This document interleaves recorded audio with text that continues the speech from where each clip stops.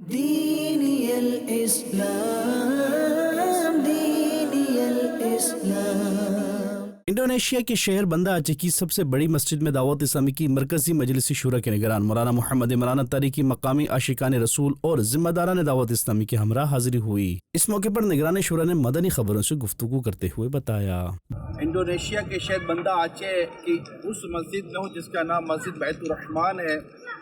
کیا یہ آپ تاریخی مسجد یہ اب شمار کی جاتی ہے، کیونکہ اس مسجد کی ایک جو برکت یہ سامنے آئی کہ جب یہ سونامی آیا سیلاب تو اس پر یہ سب کچھ بہا کر لے گیا، لیکن یہاں یہ بتایا گیا کہ یہ مسجد الحمدللہ بہنے سے بچ گئی، بلکہ یہاں تک آ گیا کہ اس مسجد کے اندر جتنے لوگ گئے تھے وہ بھی بچ گئے اللہ کی رحمت سے۔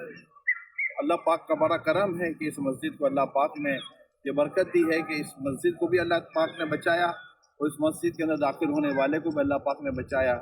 اللہ پاک تمام مسلمانوں پر رحم و کرم فرمائے۔ دوسری جانب بندہ اچے میں ہی مختلف شعبہ زندگی سے وابستہ افراد سے ملاقات و نیکی کی دعوت کا سلسلہ ہوا۔ اس موقع پر ذمہ داران دعوت اسلامی اور علماء کرام بھی موجود تھے۔ اس دوران عربی میں کلام بھی پڑھے گئے۔